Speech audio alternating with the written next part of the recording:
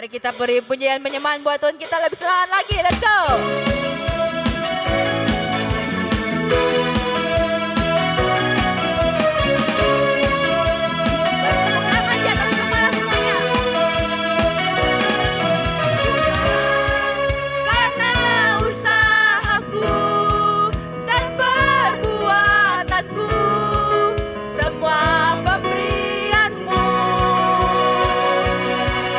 Kasih dan rahmat yang kekal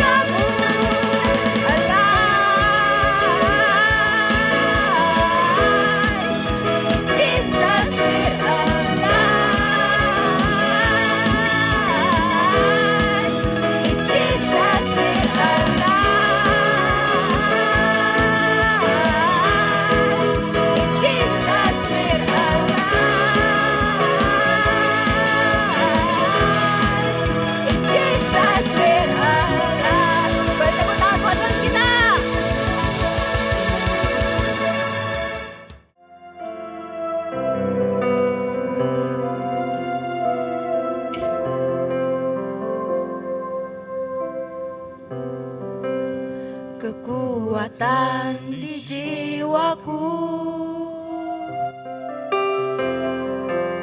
ketenangan batinku, ada dalam hadirat-Mu, ku menyembah-Mu.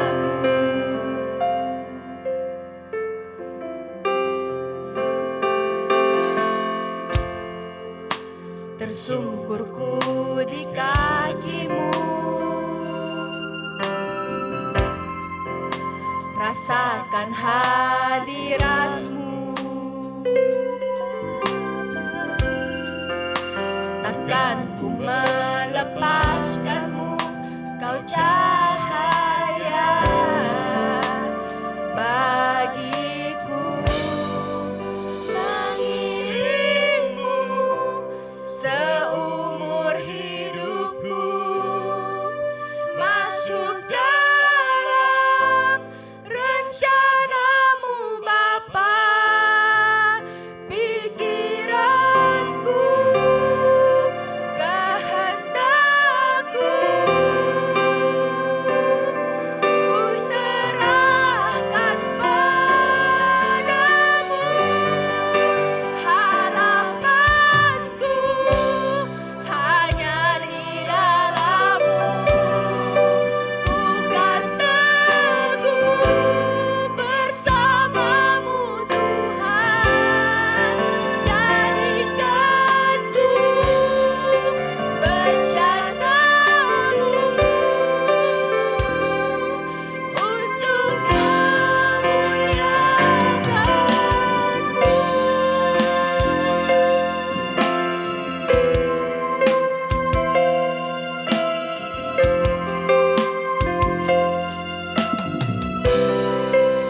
kekuatan di jiwaku, kekuatan di jiwaku, ketenangan batinku, ada dalam hadirat-Mu, ku menyembah-Mu. Para jemaat di belakang untuk bangkit berdiri. Mari kita serukan ini sama-sama. Tersungkurku di kaki-Mu, rasakan hadirat-Mu. Takkan ku melepaskan-Mu, Kau cahaya bagiku. Mengiring-Mu seumur hidupku, masuk dalam rencana-Mu Bapa.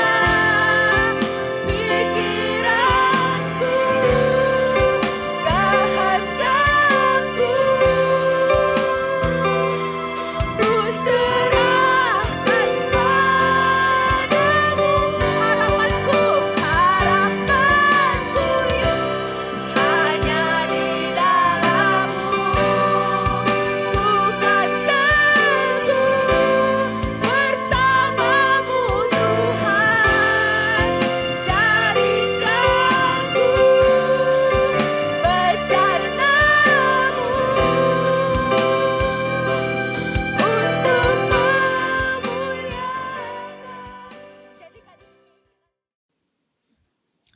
Shalom, selamat berjumpa kembali dengan Bapak Ibu, saudara-saudari yang saya kasih di dalam Tuhan. Saya berharap Bapak Ibu, saudara-saudari sekalian, saat ini semua berada dalam kondisi yang sehat, dalam kondisi yang baik, dan tidak kurang suatu apapun. Hari ini saya akan sharing satu kebenaran firman Tuhan yang saya beri judul mengucap syukur. Mungkin judul ini sudah tidak asing ya bagi kita orang percaya, tapi saya percaya bahwa ada hal yang Tuhan ingin singkapkan pada hari ini kepada Bapak Ibu Saudara sekalian mengenai hal mengucap syukur ini. Saya akan mulai dengan satu kebenaran firman Tuhan di 1 Tesalonika 5 ayat 18. Di situ dikatakan, mengucap syukurlah dalam segala hal, sebab itulah yang dikehendaki Allah di dalam Kristus Yesus bagi kamu. Jadi kalau kita baca kebenaran firman ini, saudara, di situ dikatakan Tuhan meminta kita untuk mengucap syukur. Jadi hal mengucap syukur ini sebenarnya adalah kehendak Tuhan. Karena di situ dikatakan bahwa Tuhan mengkehendaki kita untuk senantiasa mengucap syukur. Dan sekaligus ini juga merupakan perintah buat kita. Nah sekarang mengucap syukur di situ dikatakan juga bahwa di dalam segala hal. Dalam artian bahwa kita mengucap syukur ini harus bukan cuma pada saat kita senang saja, tetapi pada saat kita susah juga. Bukan hanya pada saat kita lagi dalam kelimpahan saja, tetapi pada saat kita mengalami kekurangan. Bukan hanya pada saat kita dalam keadaan bahagia saja, tapi pada saat kita lagi tertekan, kita lagi dianiaya. Tuhan tetap meminta kita untuk mengucap syukur, saudara. Bukan berarti bahwa ketika kita lagi ditimpa suatu hal yang tidak mengenakan atau satu malapetaka, terus kita diminta untuk bersyukur. Sebenarnya maksudnya bukan itu. Tetapi di situ dikatakan bahwa Tuhan meminta kita mengucap syukur dalam segala hal. Bukan Tuhan meminta kita mengucap syukur untuk segala hal yang terjadi dalam hidup kita. Ketika iblis mereka-rekakan yang jahat kepada kita, bukan berarti kita bersyukur, tetapi kita mengucap syukur di dalam. Artinya apa? Ketika kita mengucap syukur itu, kita itu lagi mau berkata kepada Tuhan bahwa Tuhan terima kasih. Sekalipun saya berada saat ini dalam masalah, dalam hal-hal yang tidak mengenakan, tapi saya mau tetap fokus sama Tuhan. Jadi kita mengucap syukur itu bukan pada keadaannya, ya, tetapi kita mengucap syukur kepada Tuhan. Bukan keadaannya, saudara. Jadi kalau kita lagi ditimpa malapetaka gitu, terus kita bersyukur saya ditimpa sama masalah. Enggak begitu, saudara. Kita mengucap syukur itu pada Tuhan, bukan pada keadaan yang kita alami. Karena kadang-kadang mungkin iblis sengaja mereka-rekakan itu untuk kita, supaya kita berpaling dari Tuhan. Nah banyak orang berkata bahwa gampang sih kalau kita mengucap syukur itu kalau kita lagi baik-baik aja. Kalau kita lagi menerima berkat. Tapi kalau pada saat susah kayaknya lebih sulit. Siapa bilang, saudara? Alkitab mencatat di dalam Lukas 17. Di situ kisah mengenai 10 orang kusta. Kita tahu bahwa dalam kisah itu 10 orang kusta ini meminta pertolongan daripada Tuhan. Mereka sampai berteriak di pinggir jalan, meminta kesembuhan daripada Tuhan karena mereka tahu hanya Tuhan Yesus yang bisa menyembuhkan mereka. Tetapi pada saat mereka disembuhkan, di ayat yang ke-14, Tuhan Yesus berkata begini, lalu ia memandang mereka dan berkata, pergilah, perlihatkanlah dirimu kepada imam-imam, dan sementara mereka di tengah jalan, mereka menjadi tahir. Jadi Tuhan Yesus bilang, kamu pergi jalan, ketemu imam-imam dan katakan kamu akan sembuh. Di tengah perjalanan mereka menjadi tahir. Tetapi kita lihat di situ bahwa dari 10 orang itu hanya 1 yang kembali. Jadi ayat yang ke-16 itu katakan bahwa lalu tersungkur depan kaki Yesus dan mengucap syukur kepadanya. Orang itu adalah orang Samaria. Jadi dari 10 orang itu ada 1 orang Samaria yang kembali. Yang lain sebenarnya orang Israel. Hanya 1 orang Samaria yang kembali dan mengucap syukur kepada Tuhan. Jadi kita lihat sini bahwa kebaikan yang diterima oleh orang itu, kesembuhan yang diterima oleh 10 orang itu, tidak semuanya berterima kasih atau mengucap syukur, saudara. Hanya 1 yang kembali. Jadi belum tentu bahwa ketika kita menerima kebaikan Tuhan, terus kita bisa mengucap syukur. Belum tentu, saudara. Terkadang malah ketika kita terkena masalah, kita lebih bisa mengucap syukur. Kenapa? Karena orang yang 9 orang ini, mereka itu hanya fokus kepada pemberian Tuhan. Satu orang ini dia fokus kepada Tuhan. Itu yang membuat sehingga orang ini bisa kembali mengucap syukur. Jadi menurut saya, mengucap syukur itu bukan bergantung kepada apa yang ada, kondisi yang ada di luar kita, ya. Mengucap syukur itu merupakan keputusan hati yang disengaja. Ya. Sekali lagi saya katakan, mengucap syukur itu merupakan keputusan hati kita yang disengaja. Bukan karena kondisi yang terjadi di luar kita ketika kita lagi senang, ketika kita lagi menerima berkat, kita bisa bersyukur. Belum tentu, saudara. Jadi mengucap syukur itu adalah keputusan hati kita yang disengaja, yang kita sengaja lakukan. Dan mengucap syukur itu adalah proses seumur hidupnya kita. Ya, mengucap syukur dalam segala hal itu adalah proses umur hidup kita yang kita bangun lewat kebiasaan-kebiasaan yang dilakukan setiap hari. Kalau kita membangun kebiasaan mengeluh setiap hari, maka hal-hal yang terjadi sekecil apapun hal itu, meskipun itu baik pun, kita akan terus mengeluh. Sebagai contoh misalnya begini, ketika kita hal-hal kecilnya, ketika kita lagi mau pergi beli makanan, misalnya, terus ketemu antrian. Kalau kebiasaan hati kita itu mengeluh, kita akan bilang, aduh kok ngantri lagi sih ini, mau beli makanan aja kok susah banget. Nah itu, ketika orang melakukan kebaikan kepada kita misalnya, kita menyuruh orang itu, tolong dong ambil, misalnya ambil gantungan baju atau ngambil baju di rumah nih misalnya. Terus orang itu datang membawa baju, ya kan? Membawa gantungan baju. Terus begitu datang bawa, dia bilang begini, loh kok gantungan baju itu bawanya kok banyak banget? Nah itu saudara, sudah minta tolong, sudah dibawakan, ketika dibawakan, ditanya lagi kenapa kamu bawa banyak sekali? Jadi hati kita itu kalau dipenuhi dengan keputusan untuk terus mengeluh, kita akan terus mengeluh. Meskipun kita menerima kebaikan daripada orang, kita akan terus mengeluh. Tetapi ketika kita membangun kebiasaan kita mengucap syukur, dalam hal-hal sekecil apapun kita pasti akan syukuri. Contoh misalnya, kebiasaan kita, misalnya kita tidur nih ya, terus kita bangun. Ketika kita bangun buka mata, kalau kita memang punya kebiasaan mengucap syukur, kita akan bersyukur, Tuhan terima kasih saya hari ini bisa bangun tidur. Kenapa saudara? Kenapa? Karena banyak orang yang tidur itu nggak bisa bangun saudara. Ya, banyak orang yang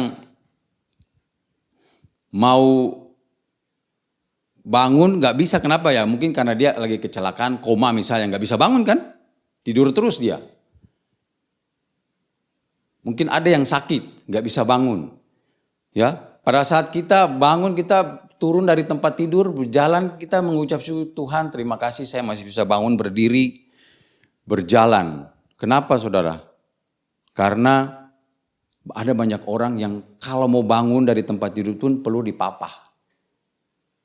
Ya, waktu kita bisa berjalan ke kamar mandi, kita harus mengucap syukur saudara, karena banyak yang tidak bisa ke kamar mandi sendiri. Banyak yang harus ditolong ke kamar mandi. Pada waktu kita bisa buang air kecil, biasanya kalau kita bangun kan kita ke toilet pipis misalnya ya. Kita harus bersyukur saudara, karena banyak orang mau buang air kecil itu nggak bisa saudara, harus dilaser karena ada batu ginjal misalnya. Pada saat kita mau buang air besar pagi-pagi, kita harus mengucap syukur saudara, karena banyak orang ada yang tak bisa buang air besar. Mau buang air besar itu harus minum obat. Ya, pada saat kita bisa makan dan minum kita harus bersyukur saudara, karena banyak orang yang mau dikasih maksudnya kita bisa makan sendiri nih ya. Kita harus bersyukur. Kenapa? Karena banyak orang mau makan itu harus disonde misalnya. Itu kan sakitnya minta ampun itu kalau seperti itu, supaya untuk mendapatkan makanan saja saudara. Jadi banyak hal dalam hidupnya kita ini yang harusnya kita bisa syukuri. Kalau kita mau bangun kebiasaan mengucap syukur. Tapi kalau kita bangun kebiasaan yang sebaliknya, ya hal sekecil apapun akan kita keluhkan saudara. Tidak ada ucapan syukur yang keluar dalam mulutnya kita. Jadi prinsipnya saya begini, kalau kita dalam hidupnya kita ini kita harus punya prinsip bahwa selalu ada satu hal yang bisa kita syukuri dalam hidupnya kita. Minimal satu hal yang kita bisa syukuri.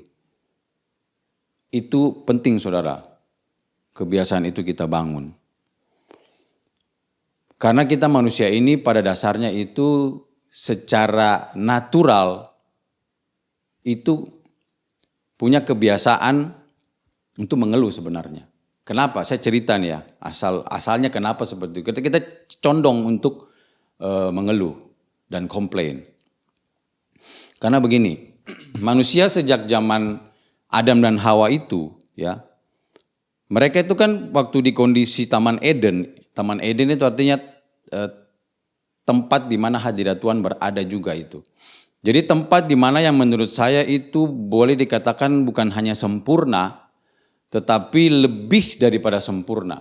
Kenapa? Karena mereka bisa face to face sama Tuhan, bisa bercakap-cakap dengan Tuhan. Mereka punya tempat yang begitu indah dan mereka nggak pernah bisa istilahnya hidup selamanya lah seperti itu. Jadi satu tempat yang menurut saya itu jauh dari sempurna. Cuman dalam kondisi seperti itu kok bisa mereka jatuh dalam dosa? Nah ini yang menjadi pertanyaan saudara. Betul, yang membuat mereka jatuh dalam dosa itu iblis. Tapi yang kita perlu pelajari di sini, apa triknya iblis sehingga membuat mereka itu bisa jatuh dalam dosa? Itu hebatnya iblis, saudara. Itu hebatnya iblis yang membuat mereka bisa jatuh dalam dosa. Nah ini kita akan belajar, kenapa bisa? Pada saat manusia di Taman Eden itu, Tuhan ada titip pesan sama mereka. Kamu kalau di sini semua pohon ini boleh kamu makan, kecuali satu, yaitu pohon pengetahuan yang baik dan yang jahat. Tuhan katakan, jangan kamu makan. Ketika kamu makan itu, kamu akan mati. Mati di sini maksudnya bukan mati secara fisik ya, mati itu artinya kamu akan dipisahkan dari saya, dari Tuhan. Ya, kamu akan terpisah dari saya. Nah, pada satu ketika iblis ada di situ, iblis mulai berkata di dalam Kejadian 3 ayat 4 seperti ini.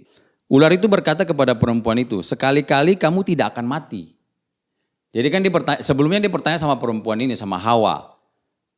Tuhan bilang kamu bisa makan semua buah pohon ini ya? Hawa bilang, iya saya boleh makan semuanya.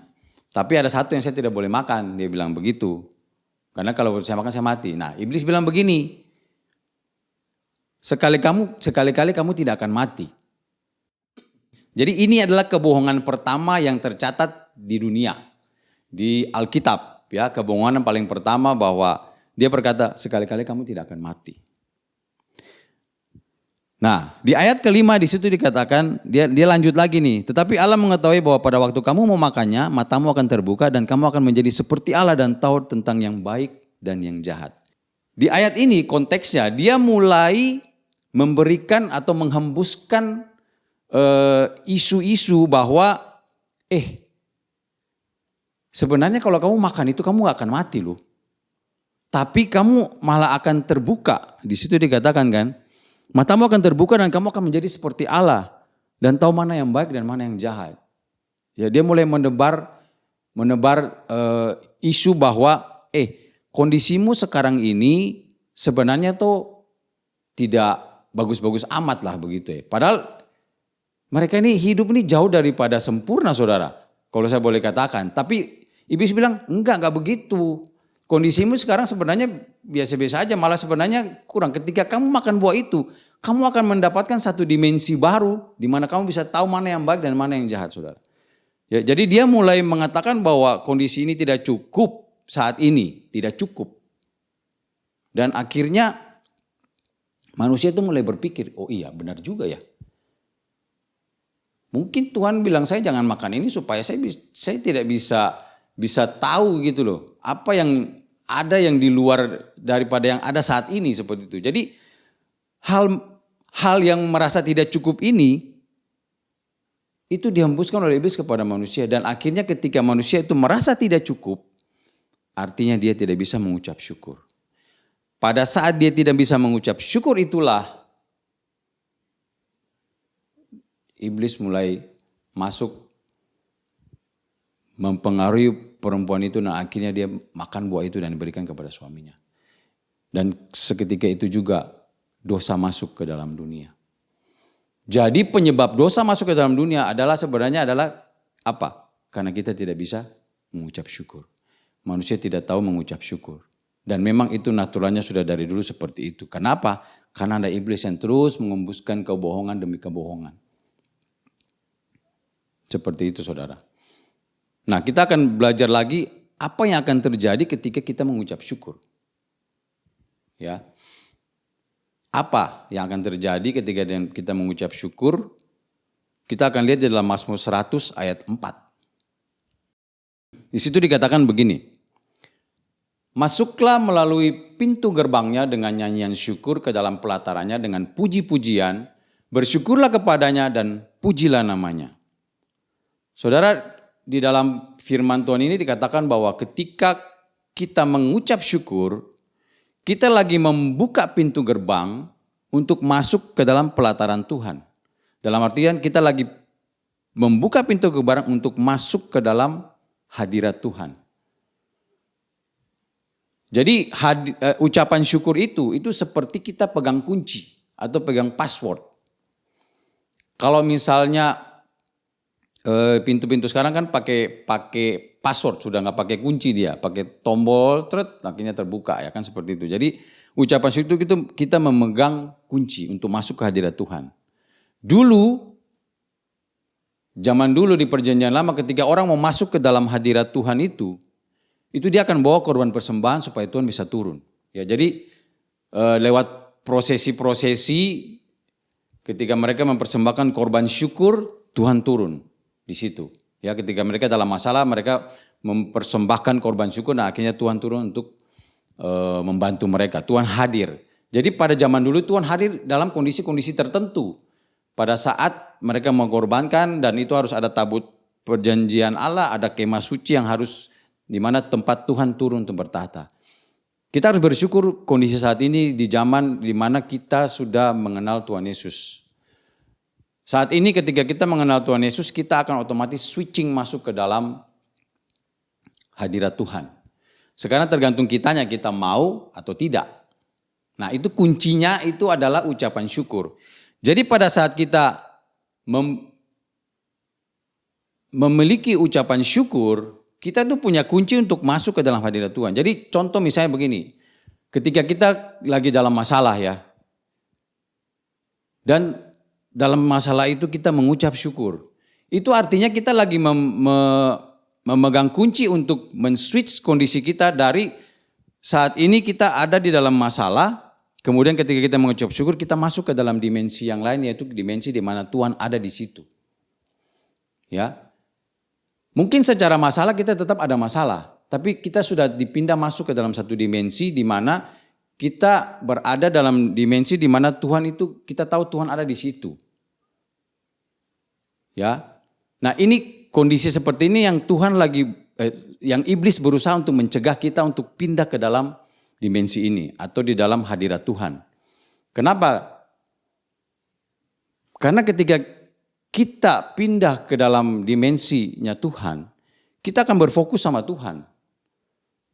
Dan iblis akan berusaha untuk memasukkan segala cara kebencian, kepahitan, ketidakpuasan dalam hati kita supaya kita jangan berpindah, saudara. Dalam artian jangan sampai kita mengucap syukur. Kenapa?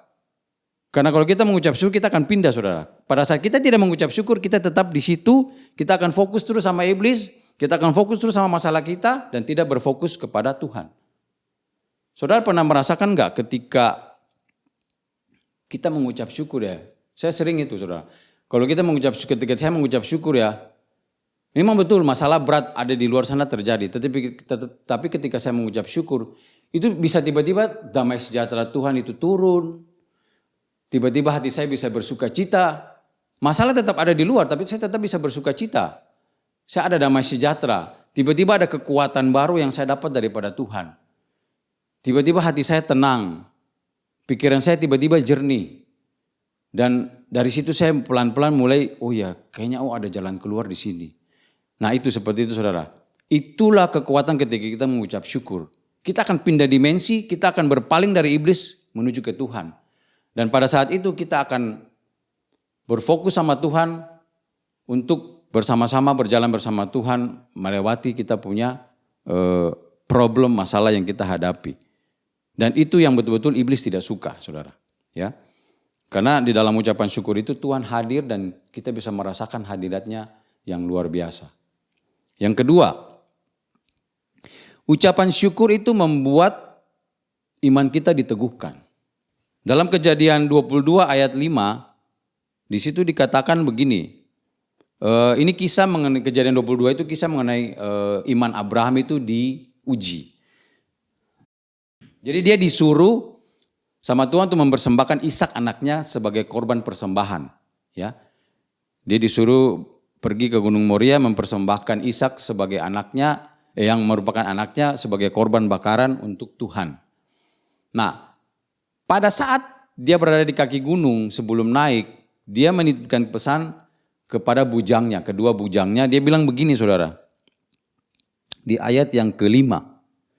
Kata Abraham kepada kedua bujangnya itu, tinggallah kamu di sini dengan keledai ini, aku beserta anak ini akan pergi ke sana. Dalam artinya maksudnya pergi ke Gunung Moria. Kami akan sembahyang, sesudah itu kami akan kembali kepadamu. Saudara perhatikan ayat ini baik-baik. Di sini Abraham bilang kamu tinggal di sini, saya dengan anak ini kami akan naik ke atas untuk sembahyang. Sembahyang itu dalam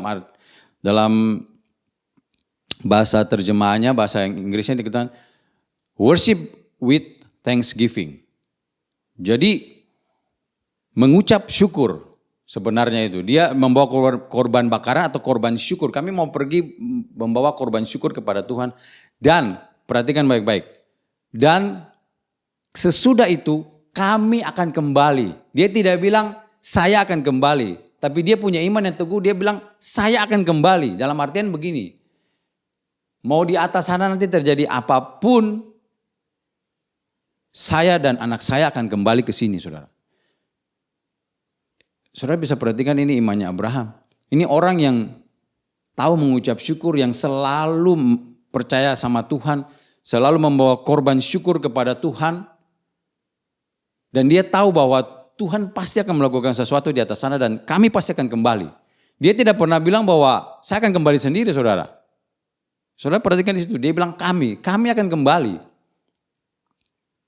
Jadi kalau kita mengucap syukur ketika kita berpindah tadi dia yang pertama kita berpindah ke satu, kita membuka kunci untuk masuk ke hadirat Tuhan.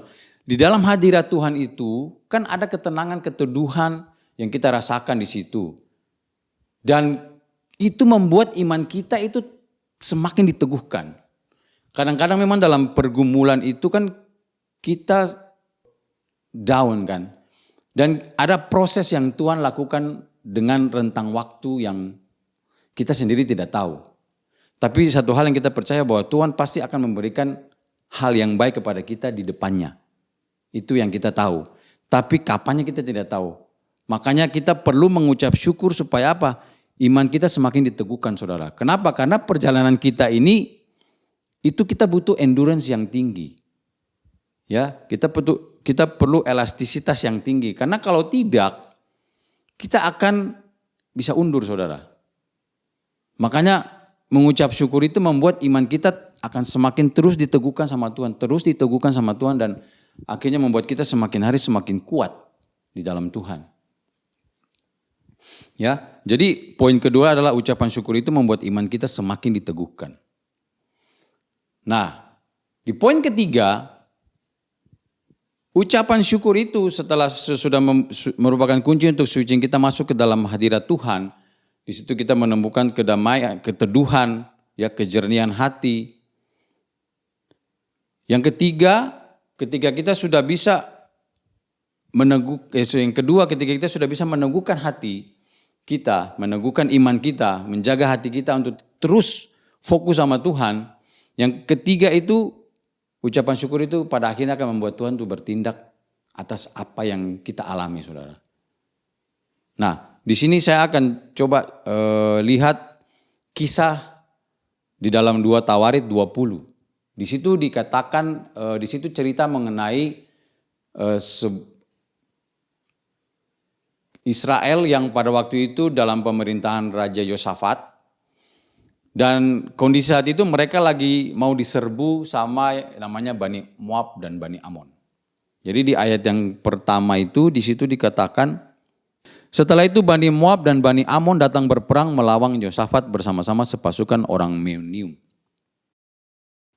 Jadi di sini Yosafat ini mau diserang, saudara, sama Bani Amon dan sama Bani Moab. Dan kita tahu Bani Amon dan Bani Moab ini adalah bangsa yang sangat kejam. Mereka kalau menyerang, membunuh itu sampai kepada anak-anak kecil pun dibunuh semuanya. Bahkan terhadap wanita hamil mereka akan bunuh juga. Bahkan saya sempat baca itu mereka mengeluarkan bayinya dan segala macam. Jadi betul-betul sadis. Dan di situ dikatakan di ayat yang ketiga, Yosafat menjadi takut, saudara. Di ayat ketiga disebutkan Yosafat menjadi takut. Cuman setelah itu, nah ini yang kita perlu belajar ya, bahwa ketika dia menjadi takut, dia mengambil keputusan untuk mencari Tuhan. Ia menyuruhkan kepada seluruh Yehuda supaya berpuasa. Jadi ketika dia takut, dia langsung cari Tuhan. Dia langsung masuk dalam hadirat Tuhan. Artinya dia switching. Berarti kan ada ucapan syukur di situ yang dia harus kerjakan. Karena kalau dia fokus sama masalah, dia tidak akan pindah, saudara. Dia akan terus, bahkan mungkin dia akan komplain sama Tuhan. Kenapa bisa begini, kenapa bisa begitu. Tapi kalau dia mengucap syukur, dia akan masuk ke dalam hadirat Tuhan. Nah, dia menyuruhkan, bukan cuma dia, saudara. Dia minta supaya seluruh rakyatnya juga sama, cari Tuhan dengan puasa. Dan Tuhan menjawab mereka di ayat yang ke-15. Di situ mereka berkumpul, kemudian mereka berpuasa. Dan di ayat ke-15, di situ dikatakan bahwa Tuhan berkata kepada mereka, camkanlah hai seluruh Yehuda dan penduduk Yerusalem dan tuanku Raja Yosafat. Beginilah firman Tuhan kepadamu. Janganlah kamu takut dan terkejut karena laskar yang besar ini. Sebab bukan kamu yang berperang, melainkan Allah yang berperang. Saudara. Jadi Tuhan berkata kepada Yosafat, jangan takut. Kita akan, Tuhan akan berperang untuk kita. Ya, di ayat yang ke-17 dikatakan bahwa di dalam peperangan ini tidak usah kamu bertempur. Jadi Tuhan bilang kepada Yosafat, kamu jangan takut, saya akan berperang untuk kamu. Di dalam pertempuran ini kamu tidak perlu bertempur. Ya memang ini sesuatu yang agak aneh ya. Karena khususnya kalau kita sebagai seorang prajurit begitu, apa sih anak buahnya akan bertanya-tanya, kita tidak perlu bertempur. Lah kita ini bawa pedang untuk apa? Jadi apa yang harus kita lakukan? Nah di situ kita katakan bahwa setelah dia berunding dengan rakyatnya, ia mengangkat orang-orang yang akan menyanyi nyanyian untuk Tuhan dan memuji Tuhan dengan pakaian yang kudus, yang semarak pada waktu mereka keluar di muka orang-orang bersenjata sambil berkata, nyanyikanlah nyanyian syukur bagi Tuhan, bahwasanya untuk selama-lamanya kasih setianya.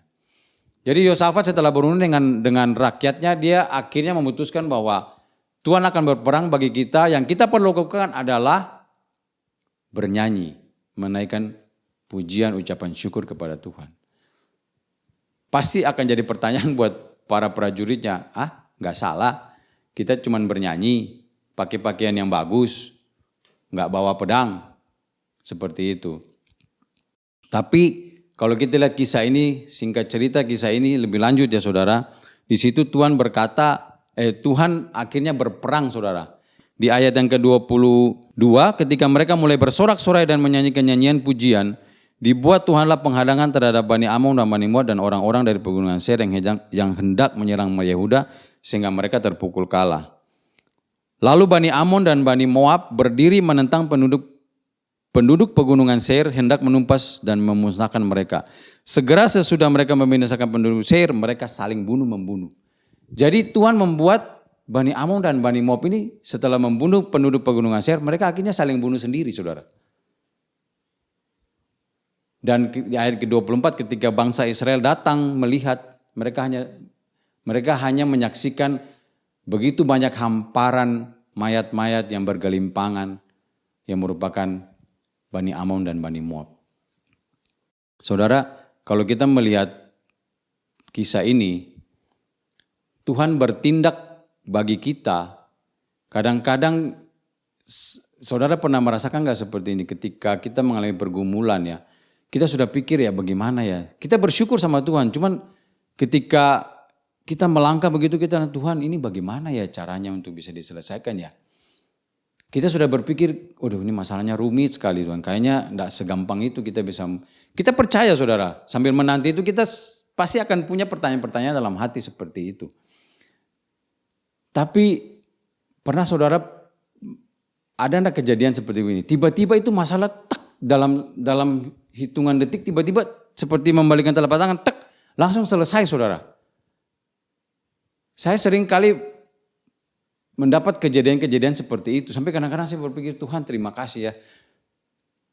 Memang otak saya ini terlalu kecil untuk memikir apa yang bisa Tuhan kerjakan buat saya. Tugas saya hanya mengucap syukur saja sama Tuhan, Tuhan sudah selesaikan ini buat saya. Kadang-kadang seperti itu sudah. Sama seperti Yosafat ini, Tuhan berperang bagi mereka itu cuma tugasnya mengangkat nyanyian syukur, tiba-tiba selesai.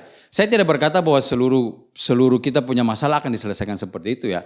Cuma kadang-kadang saya ada 1-2 kejadian itu tiba-tiba yang saya merasa begitu sulit ini untuk dipecahkan ya. Tiba-tiba dia langsung selesai saja. Seperti kita tidak pernah terjadi apa-apa seperti itu loh. Tapi ada juga yang Tuhan tuntun lewat pemikiran hikmat untuk menemukan jalan keluar demi jalan keluar yang perlu kita lakukan bersama-sama. Nah itu juga yang Tuhan kerjakan. Jadi Tuhan itu bekerja dengan banyak cara. Tugas kita hanya perlu apa? Kunci. Kuncinya yaitu apa? Ucapan syukur. Karena pada saat kita mengucap syukur, kita masuk ke dalam dimensinya Tuhan, hadiratnya Tuhan, dan kita fokus sama Tuhan, dan kita berjalan bersama-sama sama Tuhan.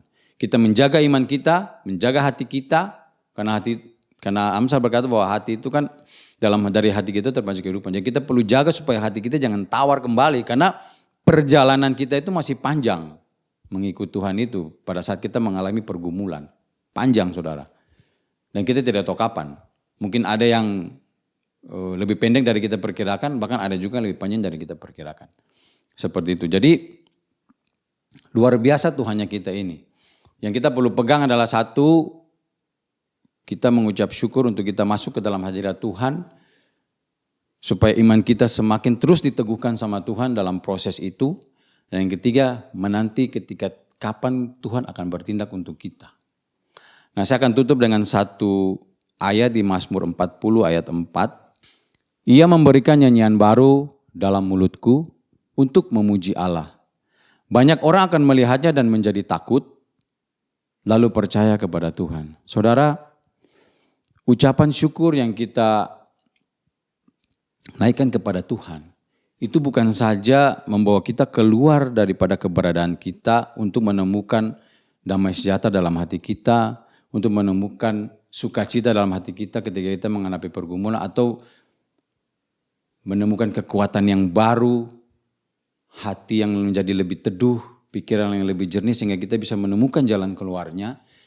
Bukan hanya kita diteguhkan iman kita untuk terus melangkah bersama Tuhan, menjaga hati kita untuk tidak menjadi tawar, bukan hanya nanti membuat Allah bertindak untuk menyelesaikan apa yang kita kerjakan, tapi lebih daripada itu saudara, kita berharap ketika kita bisa mengucap syukur, itu dunia bisa melihat. Orang-orang yang tidak percaya itu bisa melihat bahwa saya punya Allah yang baik. Saya punya Allah yang punya kasih setianya untuk selama-lamanya. Tidak akan pernah habis kasih setia Tuhan itu dalam hidupnya kita. Dan ketika mereka melihat, kamu punya Tuhan yang seperti itu, mereka menjadi percaya kepada Tuhan. Itu yang jauh lebih penting yang Tuhan inginkan dalam hidupnya kita. Bagaimana kita bisa menjadi berkat bagi orang di sekitar kita. Mari kita satu dalam doa.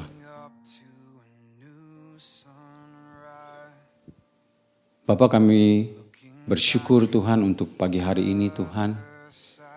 Kami boleh mendengarkan firman Tuhan, kami boleh belajar bagaimana kami harus mengucap syukur dalam setiap apa yang kami kerjakan Tuhan. Tuhan, kami percaya bahwa pelajaran hari ini menguatkan kami Tuhan. mengajarkan kami Tuhan bahwa ketika kami mengucap syukur, kami sedang memalingkan wajah kami kepada Tuhan. Kami sedang memalingkan wajah kami masuk ke dalam hadirat Tuhan untuk bertemu Tuhan. Kami tahu ketika kami masuk ke dalam hadirat Tuhan, kami akan menemukan kedamaian, kami akan menemukan sukacita, kami akan menemukan kekuatan yang baru, dan kami akan menemukan jalan keluar bersama Tuhan. Terima kasih Tuhan, Kau sudah mengajar kami pada hari ini Tuhan, bahwa